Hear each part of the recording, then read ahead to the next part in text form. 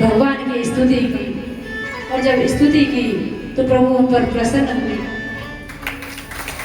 वृंदावन बिहारी लाल की जय।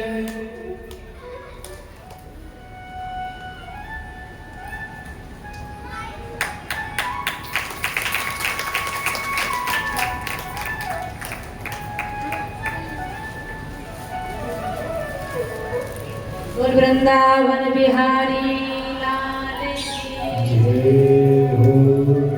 इस प्रकार जरासंध का अंत करवाया और राजाओं को मुक्त किया। अब इधर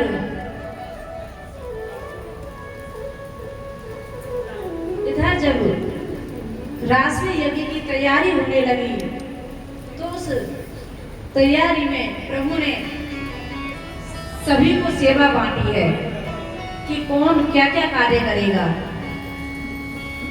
तो प्रभु ने दुर्योधन को राजकोष का अध्यक्ष बना दिया। भीम ने कहा कि प्रभु आपने दुर्योधन को राजकोष का अध्यक्ष बना दिया, अरे जब यज्ञ होगा तो ये ज्यादा से ज्यादा दान करेगा, कहीं ये हमारा नाम बदनाम ना कर दे। कहा कि इसके हाथ में एक ऐसी रेखा है, ये जितना दान करेगा उतना ही तुम्हारे राजकोष में आ जाएगा, 1.5 गुना बढ़ जाएगा। ये तुम्हारा नाम खराब करने के लिए ज्यादा से ज्यादा दान करेगा, लेकिन तुम्हारे कोष में 1.5 गुना बढ़ता चला जाएगा। इसलिए मैंने इसको कोषाध्यक्ष बनाया है। तब प्रभु ने कहा कि अब भीम को मैं भोजन खिलाने की सेवा देता हूँ। तब अर्जुन ने कहा कि प्रभु जो खुद का ही कभी पेट नहीं भरता, जो इतना खाता है वो दूसरे को क्या खिलाएगा। कहा कि जो खाना जानता है वही तो दूसरे को खिलाएगा, अरे जो खुद ही नहीं खाता अपने शरीर पर ही वह कष्ट देता रहता है, लोभ करता रहता है, अपने शरीर पर ही जो खर्च नहीं करता वो दूसरों के लिए क्या खर्च करेगा। इसलिए भीम स्वयं खाते हैं, खाना जानते हैं तो वो खिलाना भी जानते हैं। तो भीम को भोजन की परोसने की सेवा दी है। द्रौपदी जी को रसोई का कार्य दिया है कि रसोई द्रौपदी जी बनाएंगी, और अर्जुन को युधिष्ठिर जी की सेवा में सौंप दिया। सहदेव को सभी की सुरक्षा की सेवा दी, और कहते हैं कि सभी भाइयों को सेवा बांटी है, और खुद प्रभु ने जो सेवा ली है वो संत ब्राह्मणों की जो भोजन करते हैं वो पत्तल उठाने का कार्य प्रभु करते हैं। देखिए जब भी कोई आयोजन ऐसा होता है, प्रभु का जो आयोजन होता है, हम उसमें श्रेष्ठतम सेवा लेना चाहते हैं, लेकिन भगवान इस कथा के माध्यम से बताना चाहते हैं कि प्रभु की जो भी सेवा हो उसे तन मन से करना चाहिए, किसी भी सेवा को छोटी नहीं समझना चाहिए। भगवान द्वारिकाधीश हैं, द्वारिकाधीश होते हुए भी उन्होंने झूठी पत्तलें उठाने का कार्य किया है। तो इस प्रकार प्रभु सभी को सेवा बांटते हैं। अब इधर बात चली कि यहाँ अग्र पूजा किसकी होगी। तो अग्र पूजा के लिए जब कहा गया तो शिशुपाल कहता है कि अग्र पूजा तो मेरी ही होनी चाहिए, मैं ही श्रेष्ठ राजा हूँ। लेकिन युधिष्ठिर जी कहते हैं कि कृष्ण की होनी चाहिए। जब आपस में ये वार्ताएं हो रही थी तो शिशुपाल प्रभु को रोज 100 गालियां देता था। कहते हैं शिशुपाल का नियम था कि वो प्रभु को 100 गालियां देकर ही भोजन करता था। अब तो देखिए भक्त भी कैसे कैसे हैं, कोई भक्त भगवान को गाली देकर ले जाता है, कोई भजन करके ले जाता है। तो ये शिशुपाल प्रभु को रोज 100 गालियां देता था। तो अब जब सभा में अग्र पूजा की बात आई तो प्रभु को गालियां देने लगा। प्रभु सुन रहे हैं, क्योंकि जब तक इसकी 100 गालियां पूर्ण नहीं हो जाती तब तक मैं सुनूंगा। जैसे ही 100 गालियां पूर्ण हुई मैं इसका उद्धार कर दूंगा। तो शिशुपाल जब गालियां दे रहा था तो जैसे ही 100 गालियां पूर्ण हुई, प्रभु ने सुदर्शन चक्र चलाया और उसका सिर धड़ से अलग कर दिया। उसके अंदर से ज्योति निकली और प्रभु में ही समाहित हो गई। बोलिए भक्तवत्सल भगवान की जय हो, भक्तवत्सल भगवान की जय हो। इस प्रकार प्रभु ने शिशुपाल का उद्धार किया और इधर राष्ट्रीय यज्ञ पूर्ण हुआ। अब प्रभु के परम भक्त सुदामा जी का चरित्र आता है। सुदामा जी प्रभु के परम भक्त हुए हैं, जिन्होंने अभाव में प्रभु की सेवा की है। क्योंकि सुदामा जी दीनहीन होकर के, गरीब होकर के भी प्रभु की भक्ति में लीन रहते थे। तो श्री सुखदेव जी कहते हैं कि कृष्णस्य आसीत् सखा कश्चित् ब्राह्मणो ब्रह्मवित्तमः विरक्त इंद्रियार्थेषु प्रशांतात्मा जितेंद्रिय। जो सुदामा जी हैं, ये कृष्ण की ही भक्ति में खोए रहते हैं, विरक्त हैं। विरक्त का मतलब ये नहीं, वो ग्रस्त होते हुए भी विरक्त हैं। हम मन से चीजों को पकड़ते हैं तो हम भोगी कहलाते हैं। तो सुदामा जी ग्रस्त में होते हुए भी विरक्त जैसा आचरण करते हैं। इंद्रियार्थेषु प्रशांत आत्मा, प्रसन्न आत्मा है, इंद्रियों को वश में किए हुए हैं, अर्थात जितेंद्रिय हैं। ऐसे सुदामा जी प्रभु की भक्ति करते हैं। गरीब होते हुए भी बस उनका एक नियम था कि वे 5 घरों से भिक्षा लाते थे और अपने घर का पालन पोषण करते थे। यदि 5 घरों में भी भिक्षा नहीं मिलती थी तो छठे घर में नहीं जाते थे। इस प्रकार वे अपने प्रभु की भक्ति करते थे। भगवान की भक्ति इतनी आसान नहीं है। हमारे पास सारी सुविधाएं हैं, सब कुछ प्रतिकूल। देखिए, पहले जब भक्ति होती थी, रेदास जी, कबीरदास जी जब ये सब भक्ति करते थे तो इस पृथ्वी पर मुगलों का राज था। उन्होंने फिर भी भक्ति को चरम सीमा तक पहुंचा दिया और प्रभु को प्राप्त कर लिया। अब सब कुछ अनुकूल है, सब कुछ हमारे पास व्यवस्थाएं हैं, लेकिन हम भगवान को भूल गए। उन्होंने प्रतिकूल अवस्था में भी प्रभु को ध्याया है और हमारे पास सब कुछ अनुकूलता है, फिर भी हम प्रभु को भूले बैठे हैं। सुदामा जी प्रभु की भक्ति करते हैं और इतने गरीब होते हुए भी प्रभु की नाम में ही खोए रहते हैं। उनके घर पर जो छप्पर लगा है वह भी कई जगह से टूटा हुआ है। बरसात जब होती है तो उनकी जो झोपड़ी है उसमें पानी भर जाता है। बच्चे कई कई दिन तक भूखे रहते हैं। तो ऐसी स्थिति सुदामा जी की है, लेकिन कभी भी प्रभु को दोष नहीं दिया। प्रभु से ये नहीं कहा कि प्रभु आपने हमारे साथ ये क्या किया, अरे हम इतना भजन करते हैं फिर भी आप हमारे साथ ये सब क्यों करते हैं। भगवान की रहनी भी अलग ही है। जो भक्त भगवान को ज्यादा मानता है, भक्ति करता है, प्रभु उसे ही कष्ट देते हैं। लेकिन संतों से जब पूछा है कि प्रभु भक्त को ही क्यों कष्ट देता है, अरे जो व्यक्ति भगवान को नहीं मानते, कामी क्रोधी हैं, लालची हैं, वो इतने ऊंचे ऊंचे पदों पर बैठे हैं और मौज कर रहे हैं, लेकिन जो एक भक्त होता है उसके पास कुछ भी नहीं है और वो इतना कष्ट सहता है, ऐसा क्यों। तब कहते हैं कि जब दीपक की लौ बुझने लगती है तो वो तेज हो जाती है। तो जब हमारा अंत आना होता है तो जब हम ज्यादा ही उभरने लगते हैं तो सोच लो कि इसका अंत आने वाला है। ऐसे ही संत जन बस एक ही बात कहते हैं कि प्रभु की भक्ति हमें हमेशा करते रहना चाहिए, चाहे कितना भी कष्ट दे। और जब आप स्कूल में पढ़ते हो, परीक्षाएं आपके बच्चे जब देते हैं तो उनको अगली क्लास में जब जाना होता है तो वो परीक्षा देते हैं ताकि वो अगली क्लास में जा सकें। तो ऐसे ही प्रभु भी अपने भक्त की परीक्षा लेते हैं ताकि वो अगली क्लास में जा सकें, भक्ति में आगे बढ़ सकें। भगवान देखते हैं कि इसमें कितनी हिम्मत है, कितना इसके अंदर मेरे प्रति प्रेम है, ये मुझे बीच में ही छोड़ देगा या मेरे साथ चलेगा। तो कभी भी संसार की विपत्तियों से, कष्टों से हमें घबराना नहीं चाहिए।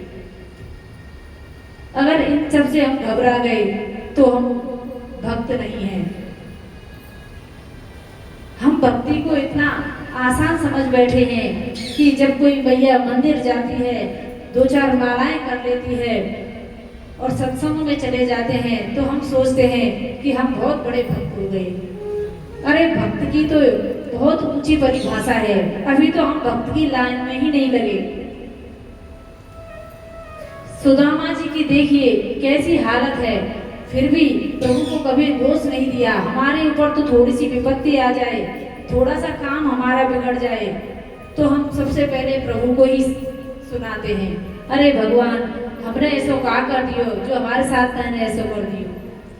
भगवान कहते हैं कि और का मैंने करो है, तैने ही तो करो है, जो कर्म तैने करे वही को फल तो मिल रहा है, आज नहीं तो पहले करके आए हो। तो ऐसे ही प्रभु कहते हैं कि अपने कर्मों के अनुसार ही सब फल भोग रहे हैं। छोटा सा जब कोई माँ बच्चे को जन्म देती है तो कोई बच्चा अंधा पैदा होता है, कोई गूंगा पैदा होता है, तो उसने तो अभी कोई कर्म भी नहीं किए, फिर भी वो गूंगा बहरा क्यों पैदा हुआ? क्योंकि पूर्व जन्म में कोई ऐसे पाप किए होंगे जो आज उसकी ये स्थिति है।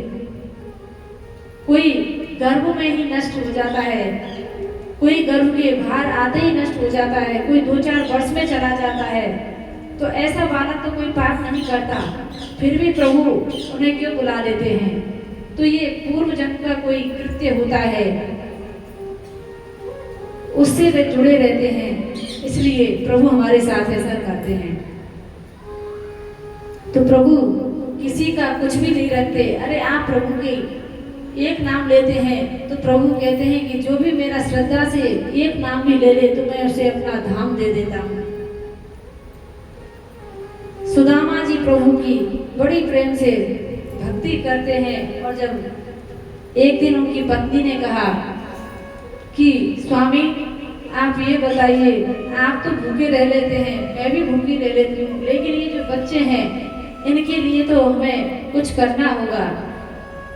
अरे कई दिन तक ये भूखे रहते हैं, मुझे इनकी पीड़ा देखी नहीं जाती, ये भूखे प्यासे देखे नहीं जाते, कभी भिक्षा में अन्न मिलता है कभी नहीं मिलता, तो आप कुछ कीजिए। जब इस प्रकार कहा और बातें करके जब शयन कक्ष में चली गई तो ऐसे जैसे वे सोई है तो प्रभु उनके स्वप्न में आए हैं और स्वप्न में जब आए तो उन्होंने कहा कि अरे तुम्हारे पति के मित्र तो द्वारिकाधीश हैं, तुम उनके पास इन्हें भेजो, हो सकता है कुछ मदद कर दे। अरे द्वारिकाधीश इनके मित्र हैं फिर भी ये कष्ट सह रहे हैं, तो उनसे कहना कि वो द्वारिकाधीश के पास जाएं। इस प्रकार स्वप्न में प्रभु बोल करके अदृश्य हो जाते हैं। प्रातः काल होते ही सुशीला जी अपने पति से बोलती हैं कि आप का कोई मित्र है? कहा कि हाँ, मेरा एक परम मित्र है जिसका नाम है सुदामा, जिसका नाम है द्वारिकाधीश। जब कहा कि द्वारिकाधीश, अरे वो तो इतने बड़े राजा हैं और आपके मित्र हैं, तो फिर आप उनके पास क्यों नहीं कुछ मांगने के लिए जाते? कहा कि मैं मांगने नहीं जाऊंगा। अरे मैं मित्र के पास मांगने के लिए क्यों जाऊंगा, मैं जैसा हूँ वैसा ही ठीक हूँ। कहा कि फिर ऐसे कैसे चलेगा, आप बस एक बार चले जाइए। तो सुदामा जी को बार बार जब सुशीला जी कहती हैं तो सुदामा जी कहते हैं, शिक्षक हो से गरे जग को तीता को कहा अब देते हैं शिक्षा, जे तब के पर लोग सुधारत संपत्ति की दिन की नहीं इच्छा। मेरे ही ये हरि के पद पंकज, मेरे ही ये हरि के पद पंकज, 12,000 में देख परीक्षा, और को धन चाहिए बाबरी, ब्राह्मण को धन केवल भिक्षा, और को धन चाहिए बाबरी, ब्राह्मण को धन केवल भिक्षा, ब्राह्मण को धन केवल भिक्षा। इस प्रकार जब कहते हैं कि अरे तू मुझे शिक्षा दे रही है, जो पूरे जगत का शिक्षक होता है, गुरु होता है, कि मुझे क्या करना चाहिए और क्या नहीं करना चाहिए, मैं तेरे कहने पर द्वारिकाधीश के पास नहीं जाऊंगा। अरे जिसकी संपत्ति की चाह नहीं होती, बस हाँ गुजर बसर हो जाए, इतना भिक्षा मिल जाए, बस उसी में हम संतुष्ट रहते हैं। धन की इच्छा औरों की होती होगी, मेरी नहीं है। तब बार बार वे समझाती हैं, और इतना कहने पर तो वे कहते हैं कि ठीक है, यदि तुम कहती हो कि मैं द्वारिकाधीश के पास जाऊं, तो मैं जाने को तैयार हूं, लेकिन क्या मैं अपने मित्र के पास खाली हाथ जाऊंगा? मेरे पास तो कुछ भी नहीं है। राजा जोगी गुरु और बेटी, इनसे ना कहूं खाली भेटी, अर्थात इनके पास कभी खाली नहीं जाना चाहिए। तो कहा कि क्या मैं अपने मित्र के पास में खाली जाऊं? अरे कुछ तो उसके पास लेकर जाना पड़ेगा। कहा कि आप इसकी चिंता ना करें, मैं कुछ व्यवस्था करती हूँ। सुशीला जी दौड़ करके पड़ोस में जाती हैं और 2-4 घरों से टूटे फूटे चावल लेकर आती हैं। याचित्वा चतुरो मुष्टि विप्रान पृथुतण्डुलान्, चैलखण्डेन तान् वध्वा भद्रे प्रादरुपायनम्। इस प्रकार सुशीला जी 4 घरों से 4 तरह के चावल लाती हैं और उन्हें पोटली में बांध कर दे देती। कहा कि देखो स्वामी, आप इन चावलों को लेकर के जाइए, और प्रभु आप अपने मित्र के पास जाएं तो हमारी दशा जरूर बताना कि हम किस तरीके से जीवन यापन कर रहे हैं, हो सकता है वो कुछ हमारी मदद कर दें। तब सुदामा जी अपने मित्र से मिलने के लिए जाते हैं। आइए हम भी सुदामा जी का एक सुंदर सा भजन श्रवण करते हैं, और सुदामा जी की झांकी का मन में ही दर्शन करते हुए सभी तालियों की सेवा के साथ। देखिए सुदामा जी का जो चरित्र है बहुत ही श्रेष्ठ है। सुदामा जी को हमने मजाक बना दिया, कई जगहों पर उपहास के तौर पर उन्हें देखा जाता है, कॉमेडी करते हुए देखा जाता है, लेकिन ऐसा नहीं होना चाहिए। अरे जो भक्तों में श्रेष्ठ है उनको ये सेवा शोभा नहीं देता, इसलिए उन भक्त को देखकर तो हमें ये सीखना चाहिए कि प्रभु की भक्ति कैसे की जाती है। तो सुदामा जी का आप भजन श्रवण करें, और किस प्रकार सुदामा जी द्वारिकाधीश के दर्शन के लिए जा रहे हैं, उस झांकी को आप अपने मन में ही भजन के माध्यम से देखें। बोले वृंदावन बिहारी लाल की जय हो।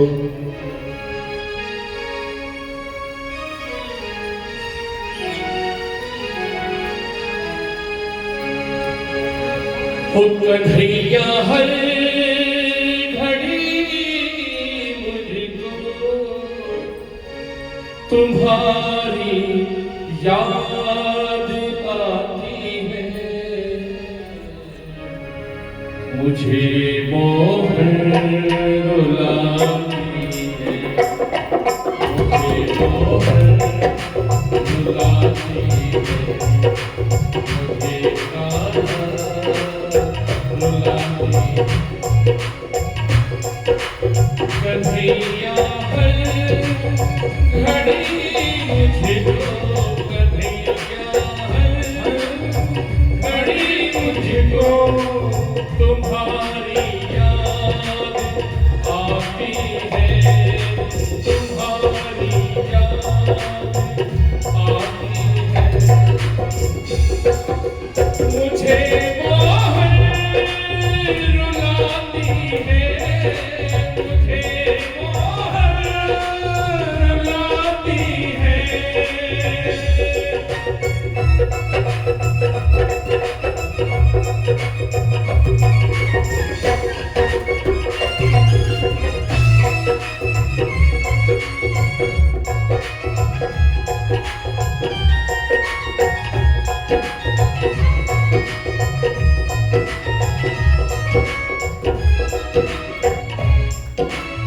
तुम्हारी याद में मोहन हमें ना नींद आती है, तुम्हारी याद में मोहन हमें ना नींद आती है।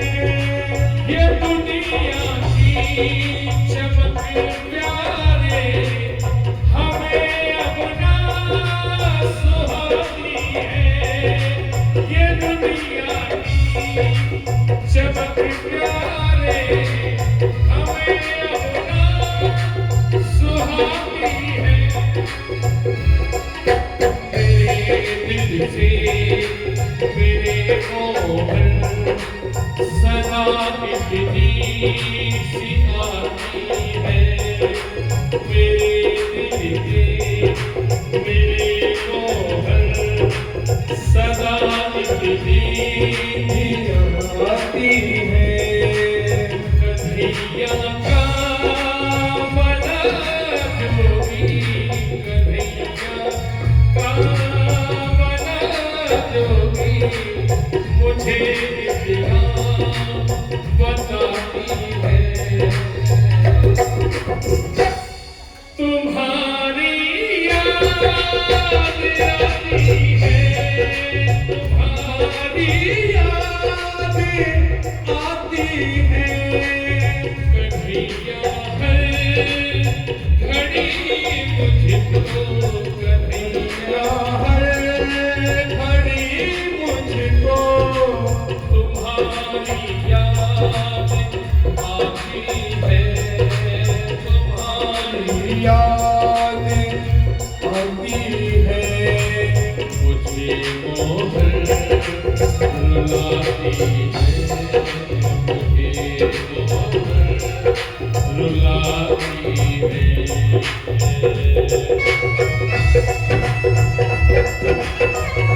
दोनों हाथों से ताली बजाते स्पीकर है।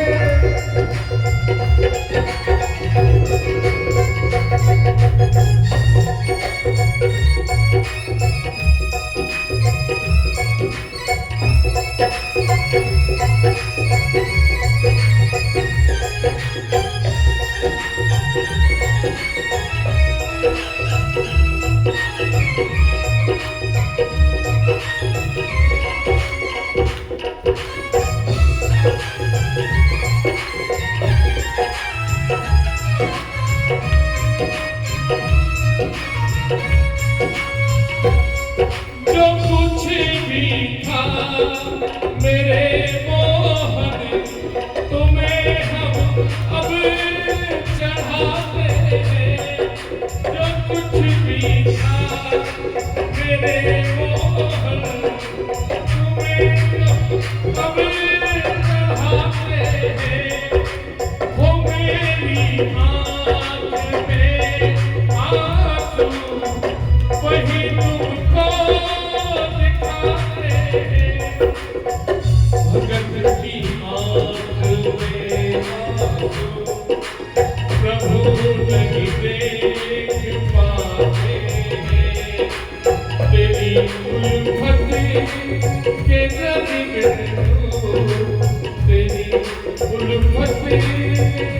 लगे तुमको यही मुझको बताते हैं तुम्हारी याद अरे उठाइए ना अपने हाथों को, अरे तुम्हारी याद आती है तुम्हारी याद आती है तुम्हारी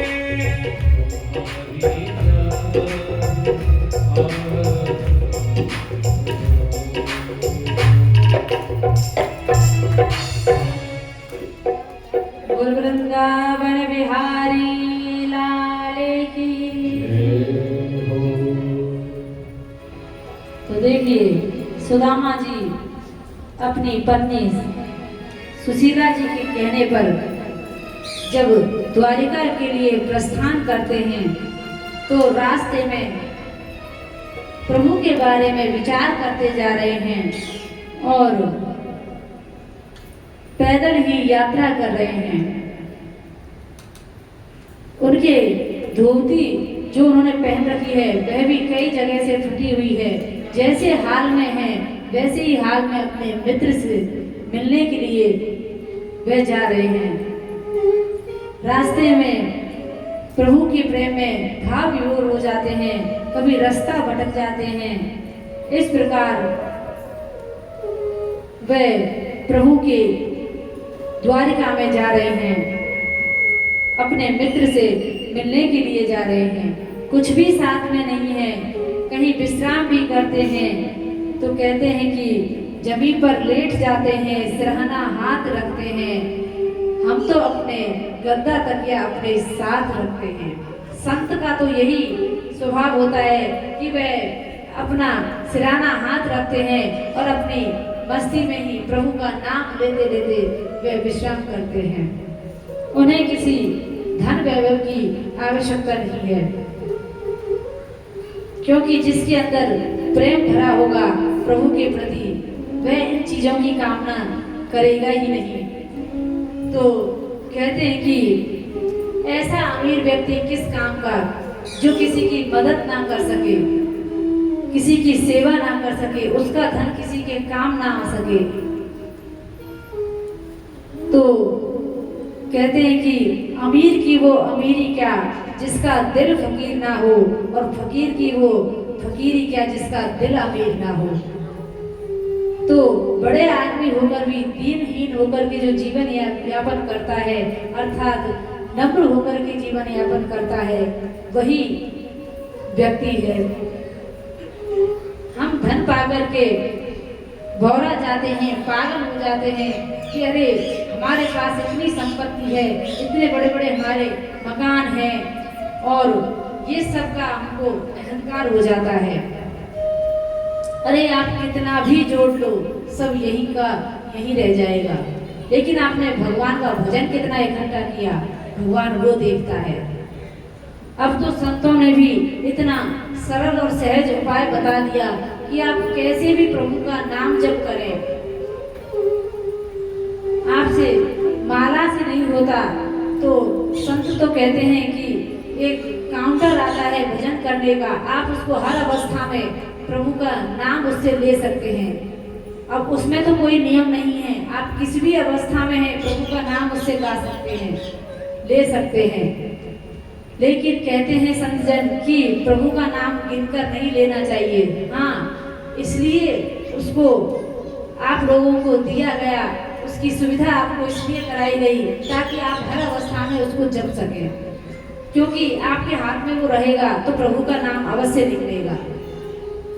माला को आप हर वक्त अपने हाथ में नहीं रख सकते, कहीं जा रहे हैं तो आप उसे लेकर जाएंगे तो प्रभु का नाम भी स्वतः निकलता रहेगा।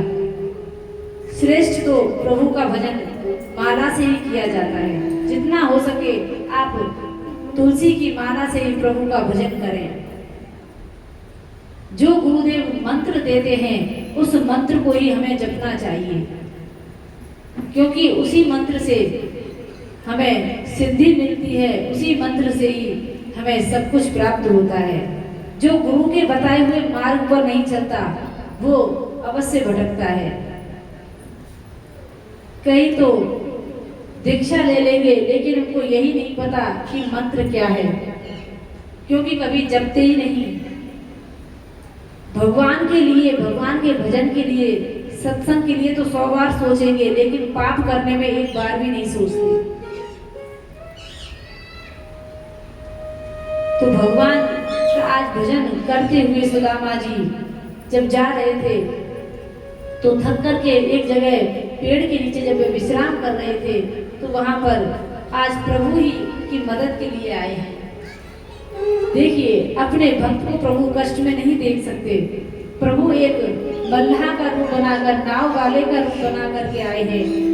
मोटी पगड़ी सिर पर बांधी है और आवाज लगा रहे हैं कि कोई नाव में बैठने वाला है। अरे कोई नाव में बैठने वाला है क्या? तो सुदामा जी को पता चल गया, क्योंकि जब सुदामा जी आए तो उस नदी को वे पार कैसे करें। प्रभु ही नाव बनकर के आए हैं और कहा कि बाबा आपको कहीं जाना है? कहा कि भैया मुझे तो द्वारिकाधीश के दर्शन के लिए जाना है। जो द्वारिका के राजा हैं वो मेरे मित्र हैं।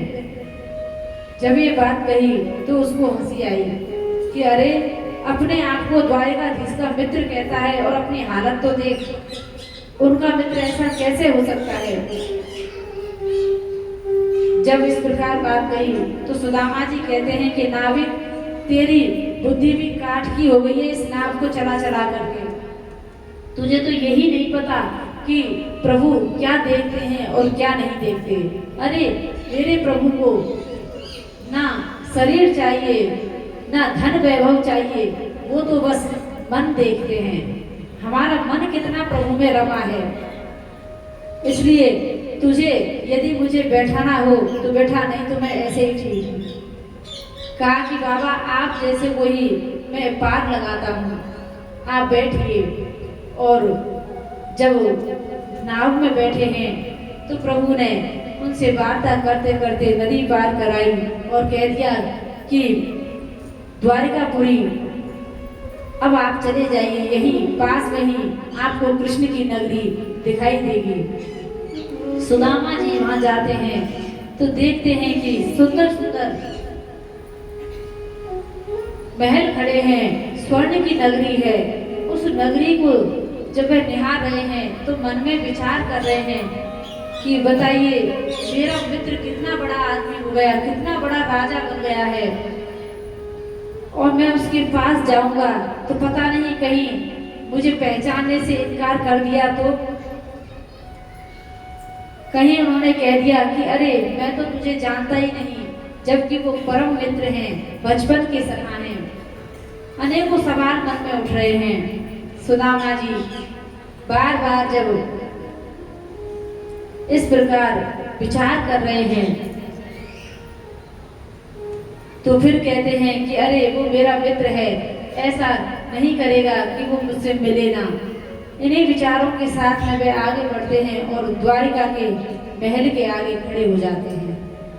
चलते चलते थक चुके हैं और थक कर के उनकी हालत एकदम दीनहीन हो गई है।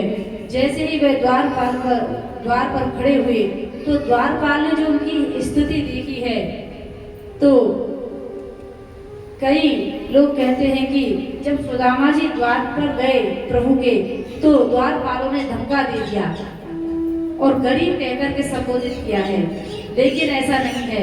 एक बार जय और विजय ने संतों का अपमान कर दिया था तो उनको 3 जन्मों तक राक्षस बनना पड़ा था। तो बताइए क्या प्रभु के द्वारपाल ऐसे होंगे किसी ब्राह्मण को, किसी संत को धक्का दे दें? अरे उनकी अवस्था को, उनकी जब दीनहीन अवस्था को देखा है तो द्वारपाल तो दौड़ करके उनको संभालते हैं और आसन देते हैं कि आप बैठिए, हम अभी जाते हैं और द्वारिकाधीश से पूछ कर आते हैं, उनको कहकर आते हैं। तब उन्होंने जैसे ही उस अवस्था को देखा है, अपना नाम बता दिया कि मेरा नाम सुदामा है, और द्वारपाल दौड़ करके प्रभु की शरण में जाता है। प्रभु सभा में बैठे हुए थे और जब बैठे हुए थे तो द्वारपाल दौड़ करके महल के भीतर जाता है और कहने लगता है कि शीस पगाना जगा तन पे प्रभु जाने को आहे बसो के ही ग्राम धोती फटी सी लटी दुपट्टी और पाहे उपाहने की नहीं समा द्वार करो तुझे दुर्बल एक द्वारे खड़ो तुझे दुर्बल एक की सो वसुधा विरमा पूछत दीने दयाले को भावे बतावत अपनो नाम सुदामा पूछत दीन दयाल को नाम बतावत अपनो नाम सुदामा पूछत दीने दयाले को भावे बतावत अपनो नाम सुदामा। तो इस प्रकार दौड़ करके गए हैं द्वारपाल और कहने लगे प्रभु आज तो एक ऐसा भक्त आपसे मिलने के लिए आया है कि लगता है जैसे पागल है। कहा कि तुमने कैसे उसका अंदाजा लगाया कि वह पागल है। कहा कि उसके तन पर जो वस्त्र हैं वो फटे पुराने हैं और एकदम दीनहीन उसकी अवस्था है। कहा कि ये तो पागल होने का कोई प्रमाण नहीं है। प्रभु कहते हैं कि उसने अपना नाम क्या बताया। तब जैसे ही उस द्वारपाल ने कहा कि प्रभु वो अपना नाम सुदामा बता रहे हैं और जैसे ही सुदामा नाम सुना प्रभु से रहा नहीं गया। देखिए इतने बड़े राजा हैं और अपना गरीब मित्र का भी नाम सुनकर के उससे मिलने के लिए दौड़ गए। एक संसारी व्यक्ति ऐसा होता है यदि वो कोई पद प्रतिष्ठा को पर पहुंच जाता है तो उसका कोई जानने वाला पहचानने वाला या उसका कोई मित्र सखा आ जाता है, कोई गरीब परिवार से कोई उनसे मिलने आ जाता है तो वो बहाने बनाने लगते हैं, उन्हें पहचानने से इनकार कर देते हैं। तो भगवान की इस मित्रता से यही हमें संदेश मिलता है कि मित्रता हो तो सुदामा और कृष्ण जैसी। जब प्रभु दौड़ करके आए हैं, पैरों में जूती भी नहीं है, बस दौड़ते चले आ रहे हैं, तन का पट्टा कहीं गिर रहा है और इधर उधर बस वह दौड़ लगा रहे हैं। जैसे ही दौड़ लगा करके पहुंचे हैं तो जब काफी देर हो गई क्योंकि महल बहुत बड़ा था, सुदामा जी के मन में आया अरे मेरी इस अवस्था का जब वर्णन किया होगा बताया होगा तो फिर हो सकता है वो मुझसे मिलने के लिए आए ही ना। वृंदावन बिहारी लाल की जय। देखिए माता बहन थोड़ा थोड़ा आगे हो गए। आप करा दो जय।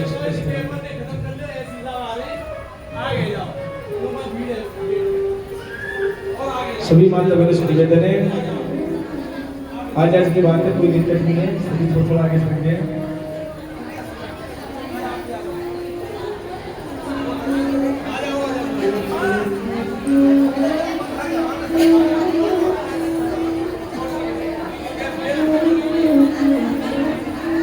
बिना वार्तालाप के करिए, आनंद शांति से चलेंगे सभी।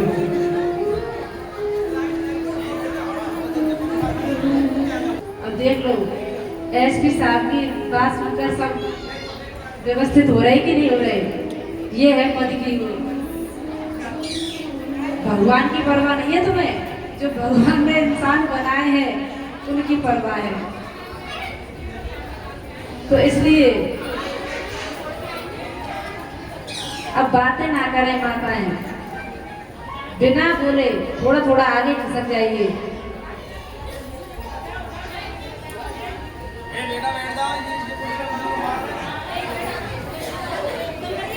बोल वृंदावन बिहारी लाल की जय हो। तो इस प्रकार सुदामा जी को मिलने के लिए जब प्रभु आए हैं तो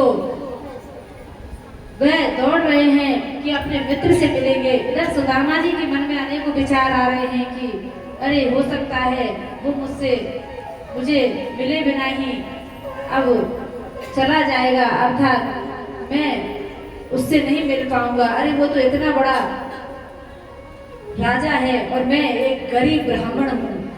लेकिन जब वे जाने लगे इतने में ही प्रभु पहुंच जाते हैं और सुदामा जी को गले से लगा लेते हैं। सुदामा जी को गले से लगाते हैं और बड़े प्रसन्न होते हैं और अपने साथ में महल में लाते हैं और अपने ही राज सिंहासन पर उन्हें बिठा देते हैं। आज उन्हें अपने राज सिंहासन पर बिठाया है और देखिए भगवान की भक्ति क्या नहीं कर सकती। एक गरीब ब्राह्मण है लेकिन आज द्वारकाधीश सर्वेश्वर ईश्वर भी उस भक्त के लिए कितना कुछ कर रहे हैं। अपने ही सिंहासन पर उनको बिठा दिया और उनके आज चरण प्रक्षालन कर रहे हैं। ऐसे बेहाल विवाए में सुपाग कंटक जाल लगे पुने जोए भाए वहाँ दुख पायो सखा तुम आए तेरा के तेरे नकीने देख सुदामा के दीने दशा देखे सुदामा की दीन दशा करुणा करके करुणा रोए पानी पराते को हाथे छुआ नहीं नैनन के जल सो पग धोए। पानी पराते को हाथे छुआ नहीं नैनन के जल सो पग धोए। इस प्रकार प्रभु ने सिंहासन पर बिठाए हैं और खुद के चरणों में बैठे हैं और उनके जब चरण देखे तो अनेक कांटे उनके चरणों में लगे हुए हैं, विवाहियां फटी हुई हैं और कीचड़ में मिट्टी में उनके पैर लिपटे हुए हैं। तब प्रभु ने जैसे ही ये अवस्था देखी है तो प्रभु उस दीनहीन अवस्था को देख करके प्रभु अश्रु प्रवाह करने लगे। इधर रुक्मणी जी को आदेश दिया है कि जाइए आज हम अपने भक्त के अपने मित्र के चरण धोएंगे, इसलिए आप जल लेकर के आए। देखिए लक्ष्मी जी को आदेश दे रहे हैं, स्वयं जो पटरानी है उनको आदेश दिया, किसी दासी या दास को नहीं। पटरानी को आदेश दिया है कि आप प्रभु के लिए जल लेकर के आइए, मेरे भक्त के लिए मैं आज चरण प्रक्षालन करूंगा। तो जैसे ही कहा तो वह तो जल लेने के लिए चली गई। इतने में प्रभु ने तो इतने अश्रु प्रभा कर दिए कि उनके चरण स्वतः ही उन अश्रुओं से धो दिए। तो प्रभु ने अपने भक्त की इस प्रकार सेवा की है। आज सुदामा जी कन्हैया जी को स्नान आदि कराते हैं, भोजन आदि कराते हैं और फिर कहते हैं कि चलो हम अपने कक्ष में चलते हैं। जब कक्ष में गए हैं तो अब सभी रानियों से कहा है कि आप ऐसा करिए, सभी एक एक करके आइए और मेरे मित्र को प्रणाम कीजिए। तो सबसे पहले तो रुक्मणी जी उन्हें प्रणाम करती हैं, वे उन्हें आशीर्वाद देते हैं, सौभाग्यवती भव, पुत्रवती भव, अनेकों आशीर्वाद जब देते हैं तो दूसरी रानी आती हैं और जब जामवती आती हैं तो उनको भी यही आशीर्वाद दिया। फिर तीसरी रानी आई सत्यभामा, उनको भी यही आशीर्वाद दिया। अब दुबले पतले बेचारे भूख से तड़प रहे थे और इतने वर्षों से गरीबी में जीवन व्यतीत कर रहे थे, एकदम सूखा सा शरीर है। और प्रभु अपनी पत्नियों को जब आशीर्वाद के लिए भेज रहे हैं तो आशीर्वाद देते जा रहे हैं, क्योंकि ब्राह्मण का काम तो आशीर्वाद देने का ही है। अब जैसे ही आशीर्वाद दे रहे हैं तो 2-4 निकल गई, फिर आशीर्वाद दिया। अब उन्होंने पूछा कि ये बता कन्हैया, ये कितनी है और कहीं ये पड़ोस की तो नहीं है? कहा कि तुम तो बस आशीर्वाद दिए जाओ। जब आशीर्वाद दिया तो 50 हो गई, 100 हो गई, लेकिन चलती चली आ रही हैं। सुदामा जी ने कहा कि भैया ये बता तेरी रानी कितने हैं? कहा अभी तो आधी ना हुई, तुम तो बस आशीर्वाद दिए चले जाओ।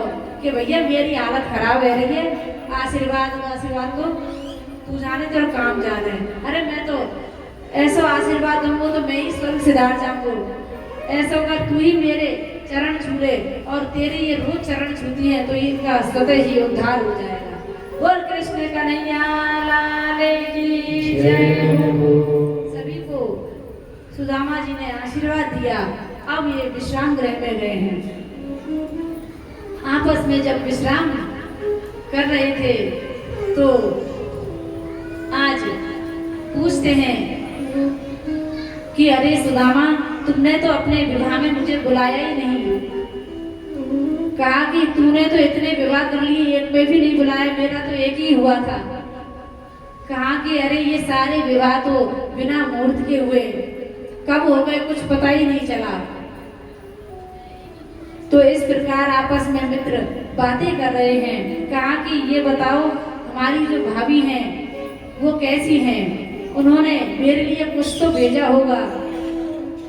अब वो सुदामा जी विचार करने लगे कि इतना बड़ा राजा है और मेरे पास तो टूटे फूटे तंडुल हैं, चावल है, मैं इसको उन्हें कैसे दूंगा? मेरे ऊपर हंसेगा और कि ये लेकर के आया है इतनी दूर से। लेकिन जैसे ही वे विचार करते हैं और प्रभु बार बार पूछते हैं, प्रभु को पता है ये छुपा रहा है, तो प्रभु पिछली बात याद दिलाते हैं।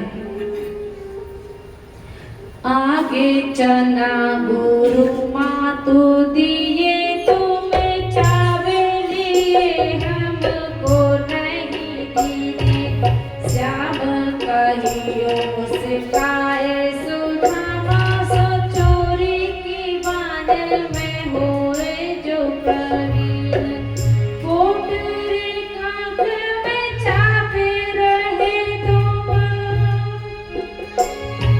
पोटरे कांख में छापे रहे तुम।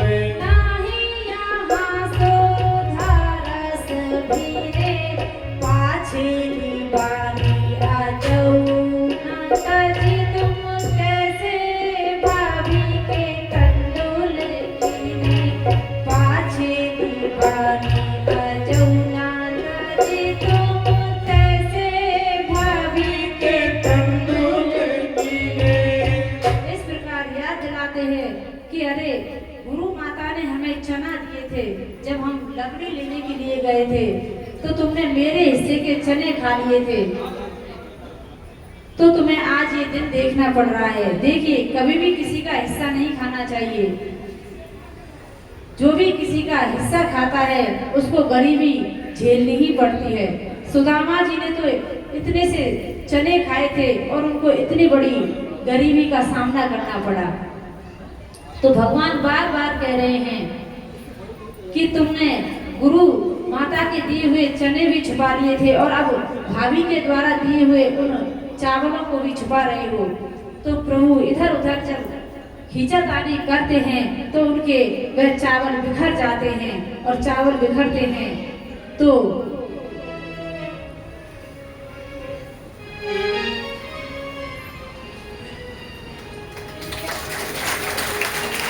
वृंदावन बिहारी लाल की जय हो। बता मेरी यार सुदामा रे, हो बता मेरी यार सुदामा रे, भाई घंटे बिना में सुदामा रे। वो बताओ मेरे यार सुदामा रे, बताओ मेरे यार सुदामा रे, भाई घड़ा दिना में आयो। आइए अपनी सेवा के साथ उठाइए। एक भक्त भगवान के पास आया है और आप ऐसे ही बैठे हो, उठाइए अपने हाथों को। मेरी यार सुदामा रे, भाई घड़े दिना में आयो। वो बताओ मेरे यार सुदामा रे, भाई घड़ा दिना में आयो।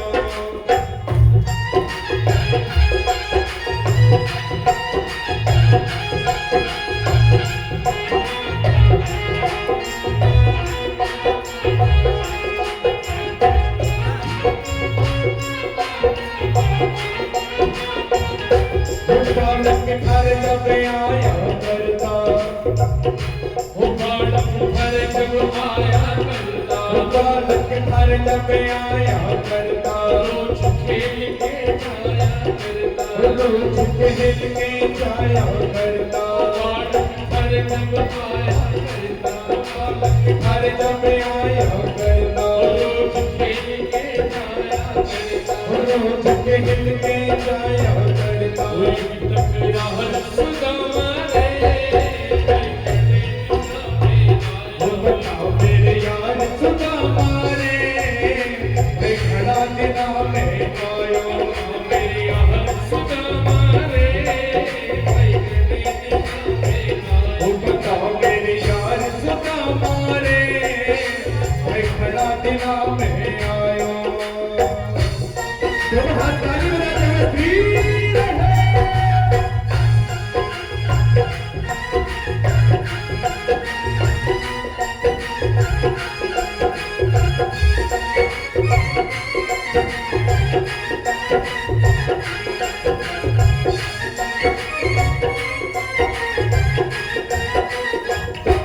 मुन्ने सुना दे कुटुंब कहानी, मुन्ने सुना दे कुटुंब कहानी, मुन्ने सुना दे कुटुंब कहानी। क्यों कर पड़ गई ठोकर खाने, क्यों कर पड़ गई ठोकर खाने।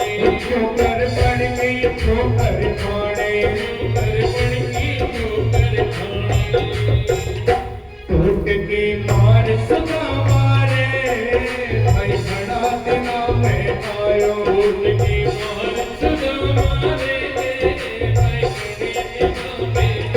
बताओ मेरे यार सुदामा रे, भाई घड़ा दिना में आयो।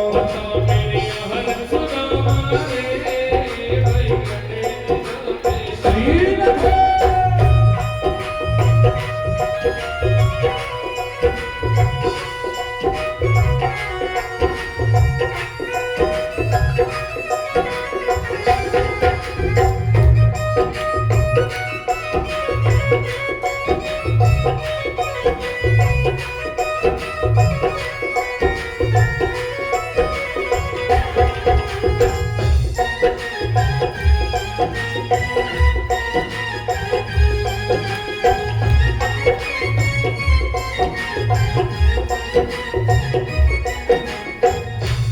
सब बच्चों का हाल सुना दे, सब बच्चों का हाल सुना दे, सब बच्चों का हाल सुना दे।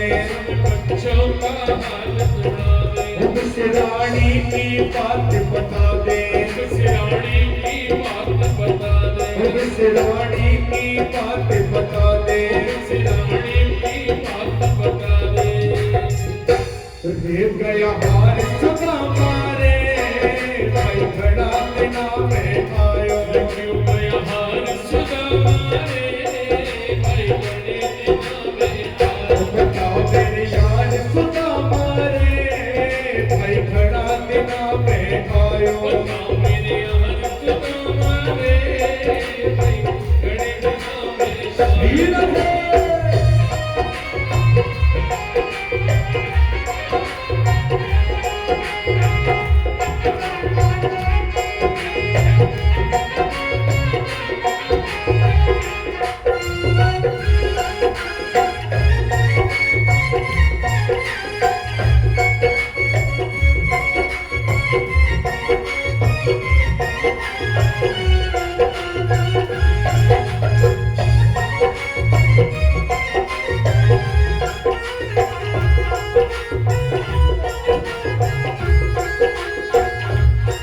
चाहिए हर संग पे तले आना, चाहिए हर संग पे तले आना, चाहिए हर संग पे तले आना,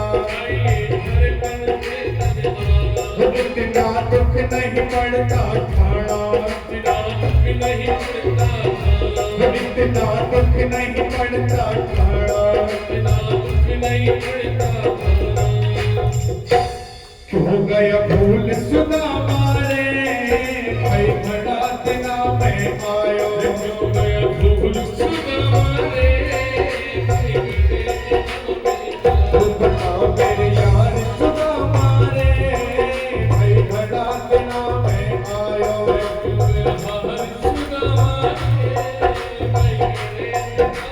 श्री राधे।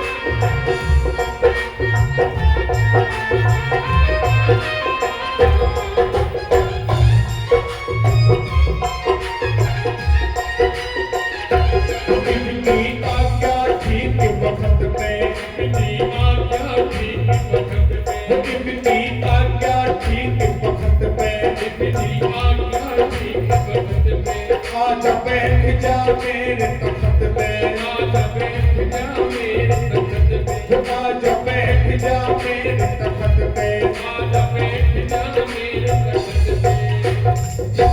झुगरी यार सदा मारे, भाई बड़ा दिना में पायो, यार सदा मारे, भाई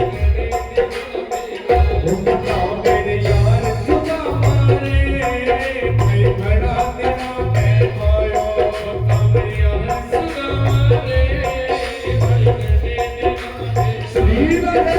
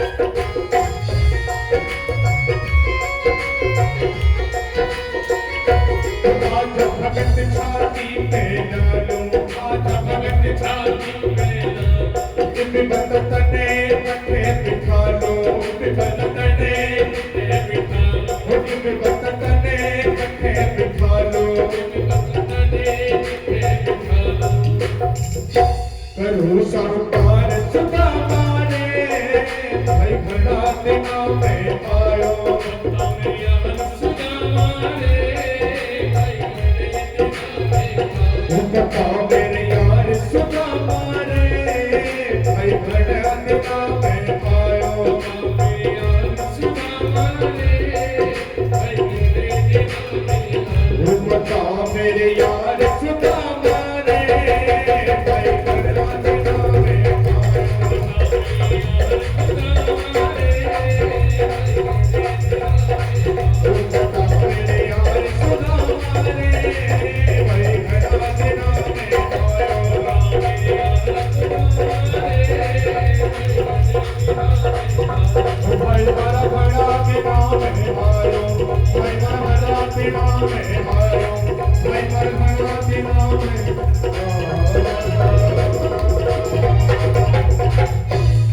कृष्ण कन्हैया लाल की।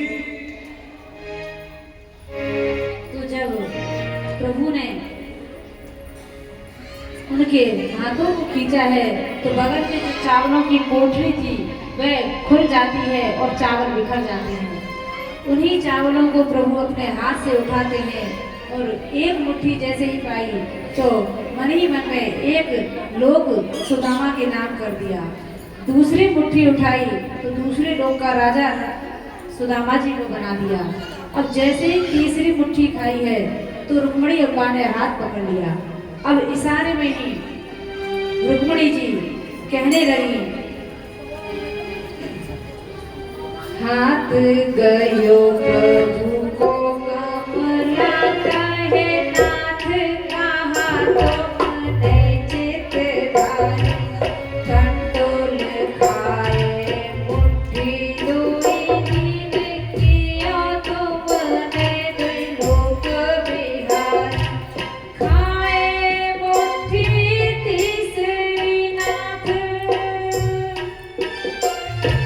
खाए मुट्ठी तीसरी नाथ, कहानी जिबास कियास बिचारी, रंग ही आप समान कियो अब ही होर चात बिकारी, रंग ही आप समान कियो अब ही चाहत होते भिखारी। तो रुक्मणी जी कहती हैं, अरे प्रभु आपने क्या मन में ठानी है?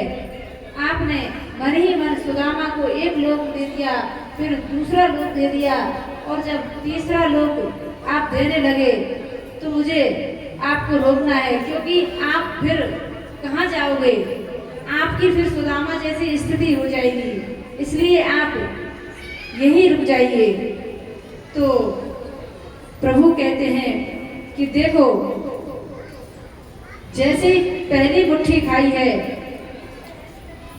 पहली मुट्ठी खाने के साथ ही उनको स्वर्ग का वैभव दे दिया। आइए इसको भी श्रवण करें। पहली मुट्ठी खाने के बदले में स्वर्ग का वैभव दान दिया है, दूसरी मुट्ठी के बदले में पृथ्वी का राज्य ही दे दिया है, तीसरी मुट्ठी देने लगे तो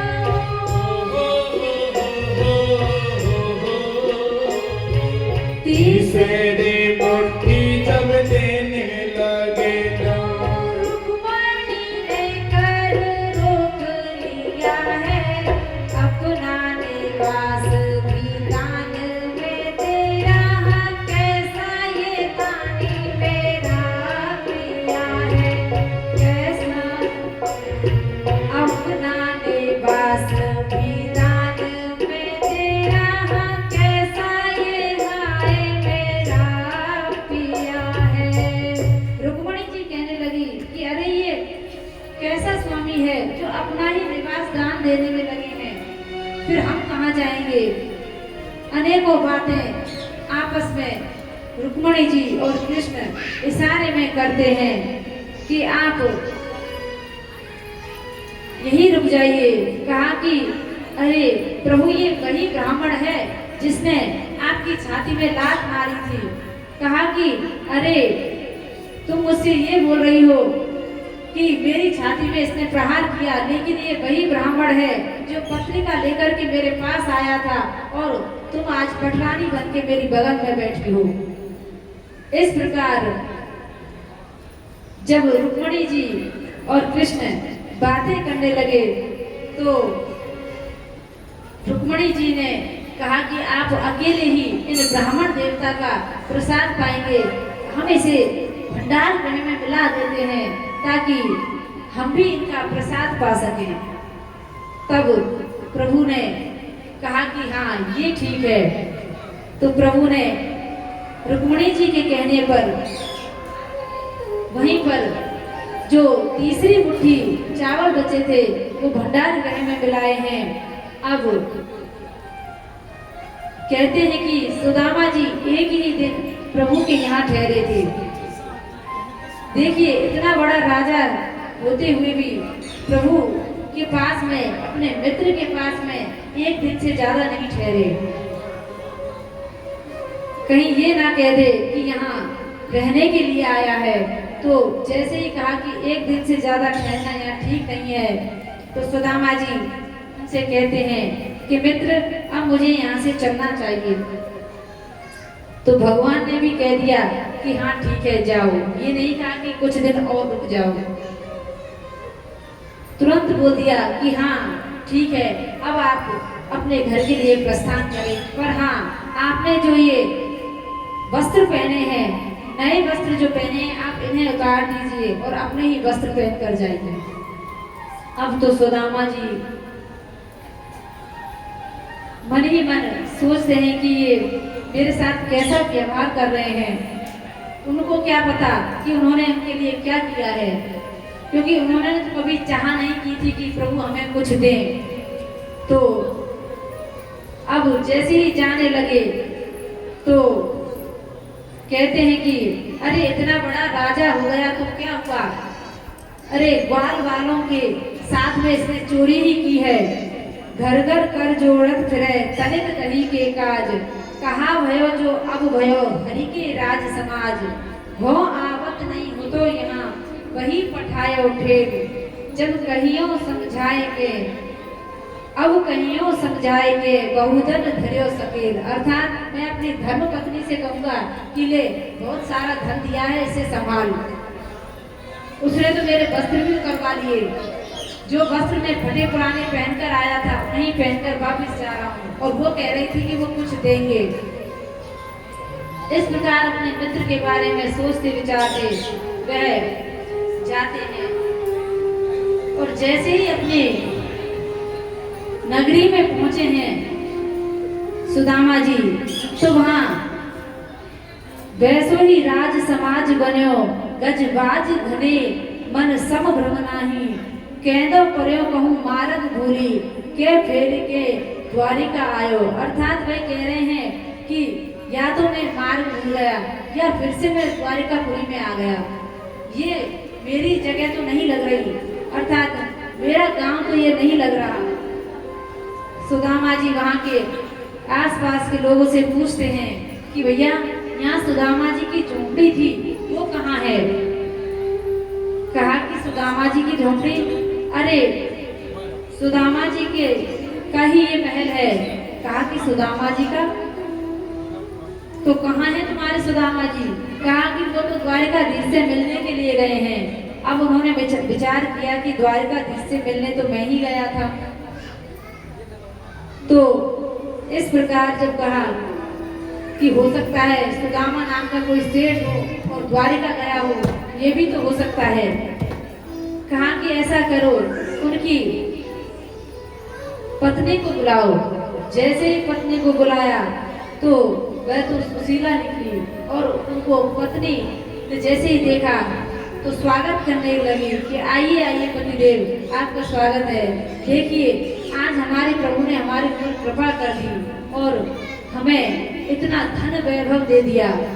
जैसे ही ये सब देखा तो कृष्ण से कहने लगे कि कष्ट किया मैंने, मैं वहां पर गया, मेरे पैरों में कांटे लग गए, भूखे प्यासे में उस तक पहुंचा, मुझे उसने कुछ नहीं दिया, जो वस्त्र दिए थे वो भी उतरवा लिए, और तेरे लिए यहाँ बैठे बिठाई सब कुछ दे दिया। तो कहा कि ऐसा कर, अब इस समय तू ही वास कर, मुझे तो इन सब की जरूरत नहीं थी, तुम्हें इन सब की जरूरत थी, इसलिए तुम ही यहाँ रहो और रह करके अपना जीवन यापन करो। मैं तो अलग से झोंपड़ी बनाकर रहूंगा, मुझे यहाँ नहीं रहना। जैसे ही सुदामा जी जाने लगे प्रभु प्रकट हुए। कहा कि अरे आप कहाँ जा रहे हो, आप जैसा भक्त यदि सेवा नहीं करेगा तो कौन करेगा। अरे मैंने तो अपनी लाज रखने के लिए ये सब दिया है, नहीं तो सभी कह देंगे कि इतनी भक्ति करता है फिर भी प्रभु ने इसकी नहीं सुनी। इसलिए आप कहीं ना जाइए, यहीं पर भजन कीजिए और संत ब्राह्मणों की सेवा कीजिए। सुदामा जी वहीं पर रहे हैं और अपने बच्चों के साथ में उन्होंने संत गौ ब्राह्मण की सेवा की है। इस प्रकार जो भी धन वैभव था उसका उन्होंने सदुपयोग किया। तो सुदामा जी के चरित्र से हमें यही सीखना चाहिए कि किस प्रकार मित्रता निभानी चाहिए।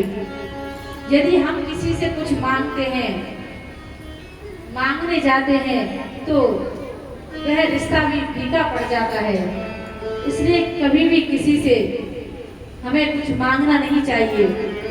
सुदामा जी मांगने नहीं गए थे, वो तो मिलने गए थे और उनको कृष्ण ने कुछ दिया भी नहीं। जिसने मांगा था उसको दिया।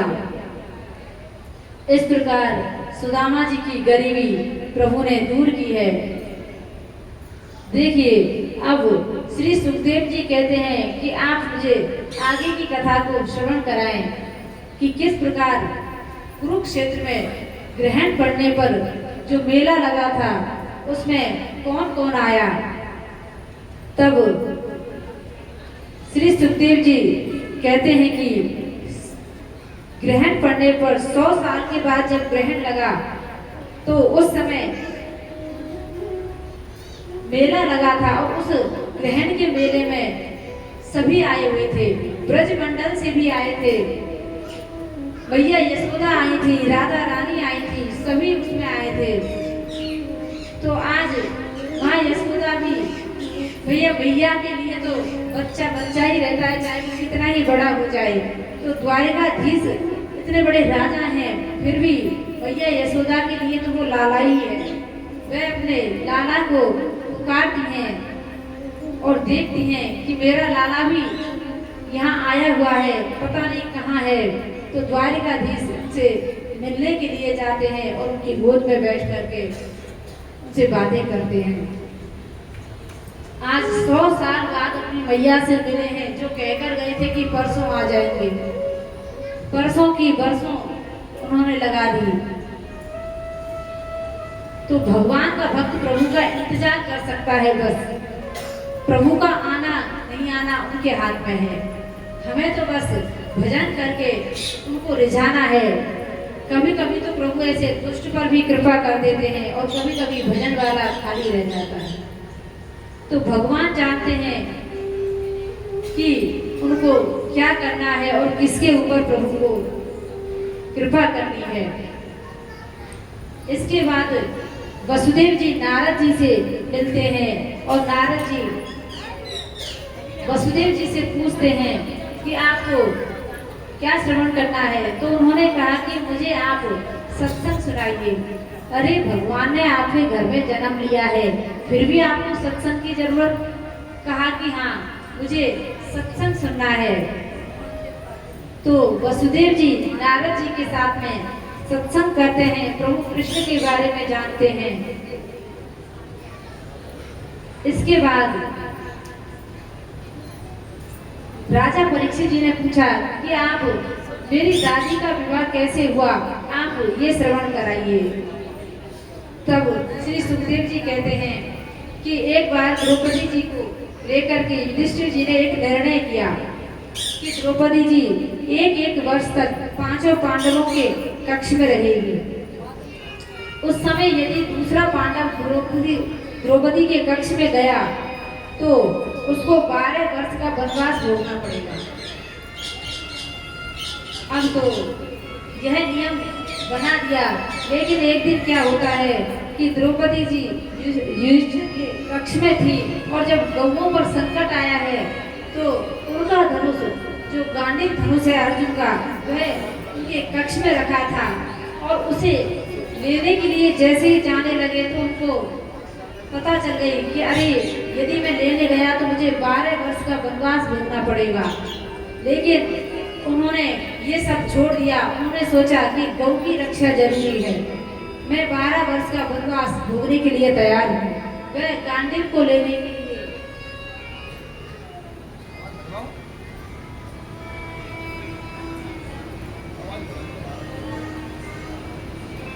बोल वृंदावन बिहारी लाल की।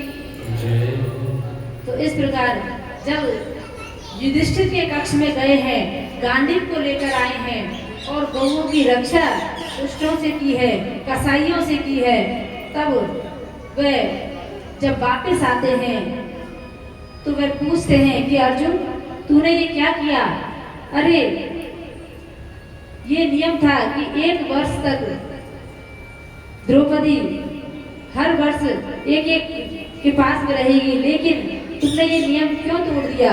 तब कहा कि मुझे गौओं की रक्षा करना जरूरी था, आप मुझे वनवास दे सकते हैं। तो राजा युधिष्ठिर ने कहा कि तुमने अच्छे काम के लिए इस कक्ष में प्रवेश किया था, इसलिए मैं तुम्हें वनवास नहीं दे सकता। कहा कि नहीं, ऐसे तो कोई ना कोई किसी न किसी कारण से कक्ष में जा सकता है, इसलिए आप मुझे आज्ञा दें, मैं वनवास के लिए जाना चाहता हूँ। तो अर्जुन 12 वर्ष के वनवास के लिए जब जाते हैं तो अनेकों कन्याओं से वहां वे विवाह करते हैं। नाग कन्या उलूपी के साथ में विवाह किया और गंधर्व की पुत्री चित्रंगदा से विवाह किया, मणिपुर नरेश की पुत्री वैदर्भी से विवाह किया। इस प्रकार 12 वर्षों का जब वे वनवास करते हैं तो वे द्वारिकापुरी के पास जाते हैं और वहां कृष्ण से मुलाकात करते हैं, क्योंकि सुभद्रा मन ही मन अर्जुन को चाहती थी और वह अर्जुन से विवाह करना चाहती थी। ये बात कृष्ण को पता है, बलराम जी को नहीं पता। तो भगवान कृष्ण ने ही ये सब माया रची थी। बलराम जी ने कहा कि मुझे कुछ कार्य के लिए बाहर जाना है, इसलिए तुम यहाँ द्वारिका में रहकर के राज्य को संभालो। कि ठीक है भैया, आप चिंता ना करें, आप जाओ। तो एक योगी के वेश में अर्जुन बैठा है और उनको लेकर के आते हैं, और जब उनको लेकर के आए तो खूब स्वागत सत्कार किया है। सुभद्रा ने उनको भोजन पानी कराया। अब भगवान कृष्ण ने ही अपनी बहन का हरण करवा दिया। बोलिए द्वारिकाधीश की जय हो। तो सुभद्रा से कहा कि तुम अर्जुन के साथ जाओ और रथ को तुम चलाना, ये अर्जुन इस रथ को ना चलाए। ऐसे ही किया, अर्जुन पीछे बैठा है और सुभद्रा रथ को चला रही है। जैसे ही पता चला कि सुभद्रा तो यहाँ है नहीं, जब सभी सैनिकों ने इधर उधर देखा है तो दिखाई दिया कि वह अर्जुन था, कोई योगी नहीं था। और इस प्रकार जब देखा है तो हल्ला मच गया कि अर्जुन सुभद्रा को लेकर के भाग गया है। जब इस प्रकार हल्ला हुआ तो बलराम जी को पता चला। अब बलराम जी ने कहा कि मैं अर्जुन को छोड़ूंगा नहीं, उसने मेरी बहन का हरण किया है।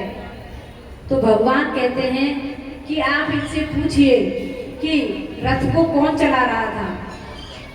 कहा कि रथ को तो सुभद्रा चला रही थी। जब ये बात कही कि सुभद्रा चला रही थी तो अब तो कृष्ण ने कहा कि अर्जुन ने हरण नहीं किया सुभद्रा का, सुभद्रा ने अर्जुन का हरण किया है। इसका मतलब आप अपनी बहन को ही सजा दोगे। कहा कि मैं समझ रहा हूँ ये सब तेरा ही किया धरा है, ये सब तूने ही लीला रची है, क्योंकि भगवान जानते हैं कि भक्त को कैसे पार लगाया जाता है, क्योंकि भगवान सबके मन की बात को जानते हैं। ऐसे ही सुभद्रा के मन की बात को जाना, और जब सुभद्रा के मन की बात को जाना है तो अर्जुन के साथ में यह लीला करी। इस प्रकार सुभद्रा का विवाह अर्जुन के साथ में संपन्न होता है। बोलिए द्वारिकाधीश की जय।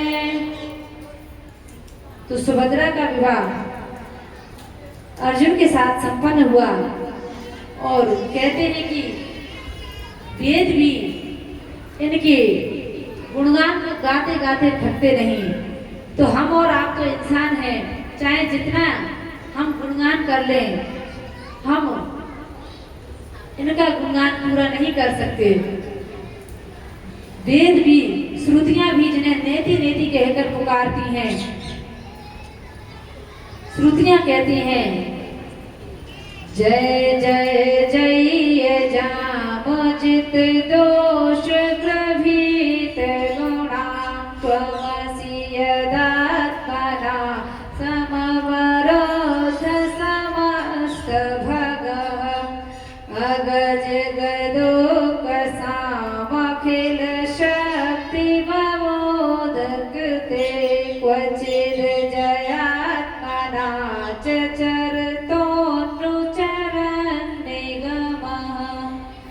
वेद भी जयति जयति कह करके इनका वंदन कर रहे हैं कि प्रभु हम भी आपका गुणगान गाने में समर्थ नहीं है। ऐसे प्रभु का वर्णन, ऐसी कथाओं का वर्णन कौन कर सकता है? जितना भी गाएं उतना कम है। तो देखिए, प्रभु की भक्ति जब भी हम करते हैं तो कहते हैं भक्ति में हम जब प्रवेश करते हैं तो किसी न किसी के माध्यम से करते हैं। कई माताएं अपने बच्चों को भक्ति में लगा देती हैं और कई बच्चे माता पिता को देख करके जब भक्ति में लगते हैं तो वे भी इस भव सागर से पार हो जाते हैं, क्योंकि बच्चा जैसा देखेगा वैसा ही सीखेगा। कहते हैं बच्चा कच्चे घड़े की तरह होता है, उस पर जो आकृति आप बचपन में दे दोगे वो अंत तक उसके अंदर बनी रहेगी। इसलिए अपने बच्चों में ये संस्कार हमें डालने चाहिए ताकि वो भी अच्छा आचरण कर सकें और माता पिता की सेवा कर सकें। जो अपने माता पिता की सेवा करता है, सास ससुर की सेवा करता है, वही इस संसार में श्रेष्ठ है। अरे इतना कथा वार्ता सुनने का मतलब क्या है जब आप अपने माता पिता का सम्मान ना कर सकें और उनकी सेवा ना कर सकें। तो इसलिए हमें उनकी सेवा करनी चाहिए। श्री सुखदेव जी राजा परीक्षित जी को कहते हैं कि आप अब क्या सुनना चाहते हैं? तब श्री सुखदेव जी कहते हैं कि राजा परीक्षित, मैंने आपको इतना प्रभु का चरित्र सुनाया, अब आगे आप कौन सा चरित्र श्रवण करना चाहते हैं? तब राजा परीक्षित जी कहते हैं कि मुझे आप बताइए कि तीनों देवों में कौन श्रेष्ठ हैं। इस प्रकार जब बात कही तो कहा कि तीनों देवों में तो विष्णु ही श्रेष्ठ हैं। कहा कि कैसे? कि एक बार प्रभु जी जब तीनों देवों की परीक्षा के लिए जाते हैं तो सबसे पहले ब्रह्मा जी के पास जाते हैं। ब्रह्मा जी के पास जैसे ही गए तो ब्रह्मा जी को उन्होंने प्रणाम नहीं किया और वो सोचने लगे कि अरे ये मेरी सृष्टि का रचा हुआ एक इंसान है और मुझे ही प्रणाम नहीं कर रहा। तो वे क्रोधित हो गए। फिर वे शंकर जी के पास में गए और शंकर जी ने कहा कि आइए ब्राह्मण देवता, कैसे आना हुआ? कहा कि अरे अघोरी, तुम कभी नहाते हो ना धोते हो और मुझे कहते हो कि यहाँ आ, मैं तुम्हारे पास नहीं आऊंगा। और इस प्रकार भोले शंकर को जब उल्टा सीधा बोला है तो वह भी क्रोधित हो गए और त्रिशूल लेकर के उनको मारने के लिए दौड़े। अब अंत में जब विष्णु भगवान के पास में प्रभु जी गए हैं तो जाते ही उनकी छाती में पद प्रहार किया। जैसे ही अपने पद से प्रहार किया है तो वह उनके चरण को ऐसे सहलाने लगे कि भक्तराज, कहीं आपके चरण में चोट तो नहीं आ गई। इस प्रकार जब कहा तो उन्होंने निर्णय कर लिया कि भगवान विष्णु ही तीनों देवों में सर्वश्रेष्ठ हैं। इसके बाद बृकासुर का उद्धार किया है। बृकासुर ने वरदान मांगा कि मुझे कोई भी मार ना सके, तो शंकर जी ने उसे वरदान दे दिया। इधर शंकर जी पर ही वह उस वरदान को अपनाने लगा, क्योंकि शंकर जी को मार करके वह पार्वती को अपनाना चाहता था। जैसे ही बृकासुर जाता है और पार्वती के पास जाने लगा तो भगवान शंकर से कहने लगे कि ये बताओ कि ये वरदान सत्य है कि झूठा है, इसलिए मुझे सबसे पहले आपके ऊपर ही इसको अपनाना होगा। तो जैसे ही वह, क्योंकि उसको वरदान था कि वो जिसके ऊपर हाथ रख देगा वही भस्म हो जाएगा। अब वह शंकर भगवान के ऊपर ही हाथ रखने के लिए जब जाने लगा तो भगवान कृष्ण ब्राह्मण के रूप में आते हैं और कहते हैं कि अरे तुम भी व्यर्थ में ही उनके पीछे भाग रहे हो। अरे यदि आप अपना हाथ सिर पर ले जाओगे और यदि आपको गर्म लगे तो सोच लेना कि अग्नि से आप भस्म हो जाओगे। तो जैसे ही वह अपने हाथ को ऊपर ले गया तो उसका हाथ गर्म नहीं लगा और उसने जैसे ही सिर पर रखा वो खुद ही भस्मीभूत हो गया। बोलिए शंकर भगवान की जय, कृष्ण कन्हैया लाल की जय हो। इस प्रकार शंकर भगवान ने कृष्ण के माध्यम से भस्मासुर का उद्धार किया। अंत में वह भस्मासुर बन गया, क्योंकि जिसके ऊपर वो हाथ रख देगा वही भस्म हो जाएगा, इसलिए उसका नाम पड़ा भस्मासुर। देखिए, हम इस संसार में आते हैं और अपने इस परिवार में ही जी करके, अपना काम धंधा करके, बच्चों को पाल करके, वृद्ध होकर के मर जाते हैं, लेकिन कभी भी प्रभु की भक्ति का आनंद नहीं ले पाते। ना कभी संसार में क्या अच्छे कार्य हो रहे हैं उनको देखते हैं, बस अपने घर से मतलब है। इन सब से दूर होकर के हमें प्रभु का भजन करना चाहिए। जो आया है वो प्रभु का जब भजन करेगा तो उसका आने जाने का रास्ता ही खत्म हो जाएगा, उसकी मुक्ति हो जाएगी, क्योंकि वह प्रभु के धाम को चला जाएगा। सारा ये भजन कथा बस इसीलिए हो रही है कि बस आप ये जान जाएं कि भजन का मतलब क्या है। तो जो प्रभु की भक्ति करते हैं वो फिर इस आवागमन में नहीं पड़ते। तो आइए, एक संत का भाव है, आप सभी श्रवण करें। देखिए, 5:30 बजे तक कथा को विश्राम दिया जाएगा, क्योंकि कह रहे हैं कि एसपी साहब आएंगी। तो आप आज का दिन और है, फिर आप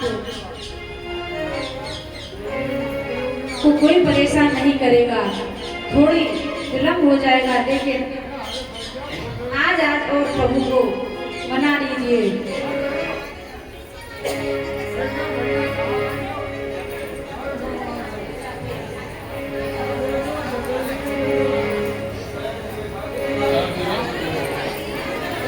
अरे आवाज किए बिना ही शोर ना करें, आराम से थोड़ा थोड़ा खिसक जाइए, ये भी एक सेवा है। बोल वृंदावन बिहारी लाल की जय हो। आइए, एक भजन के माध्यम से आप सभी तालियों की सेवा के साथ जाने कि संत क्या कहना चाहते हैं। आना जाना यहाँ निरंतर, आना जाना यहाँ निरंतर, कोई न परमानेंट, तू भज ले राम नाम अर्जेंट, तू भज ले राम नाम अर्जेंट। आना जाना यहाँ निरंतर, आना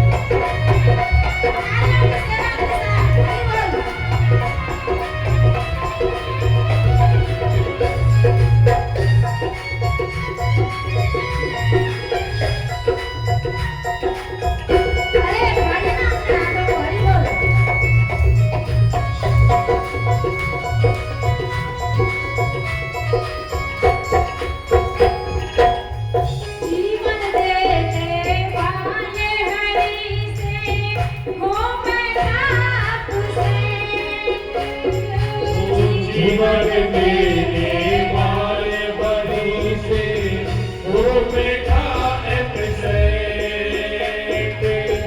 जीवन देने वाले हरि से हो बैठा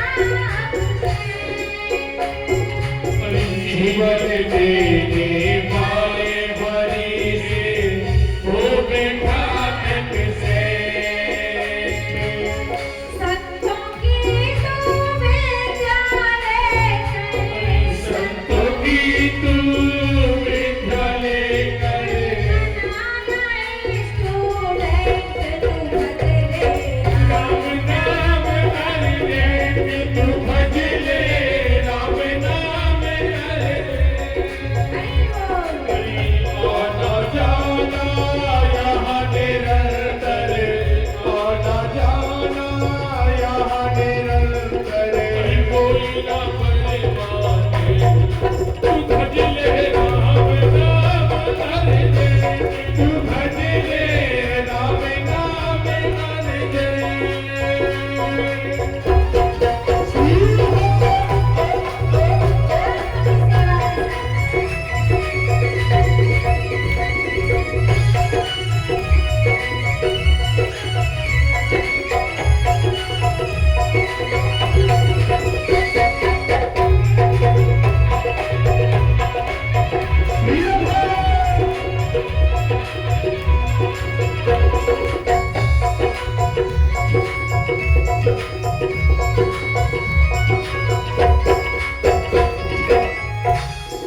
काम क्रोध मद लोभ मोह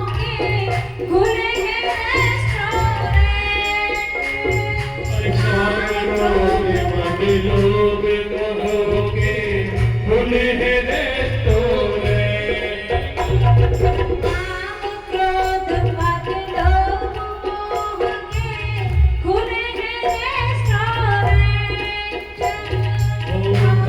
क्रोध मद लोभ मोह के खुले हैं रेस्टोरेंट।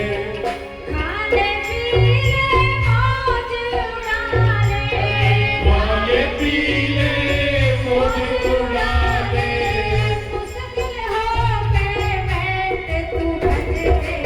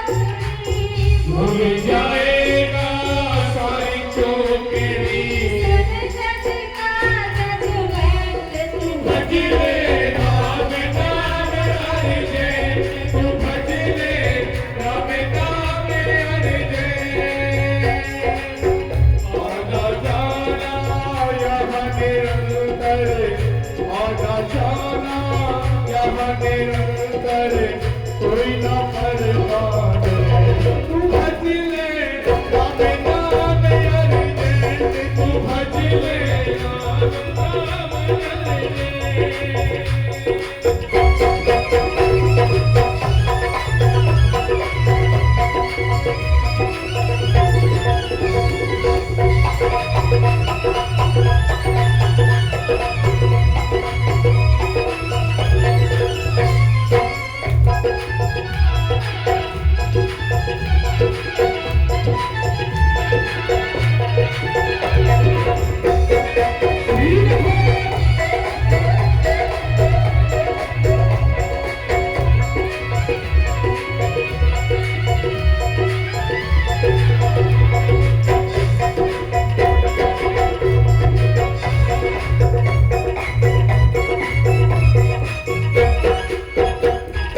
कोट पैंट और हैट लगा कर बन रहा क्यों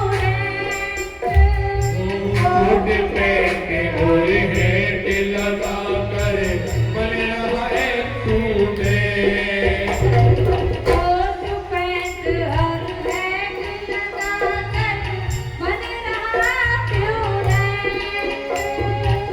कोट पैंट और हैट लगा कर बन रहा है तूने ना जाने इस जीवन का वही ना जाने इस जीवन का है ना जाने इस जीवन का वही ना जाने इस जीवन का अंत हो जाए भज ले राम नाम हर जय तू भज ले राम नाम हर जय भज ले राम नाम हर जय भज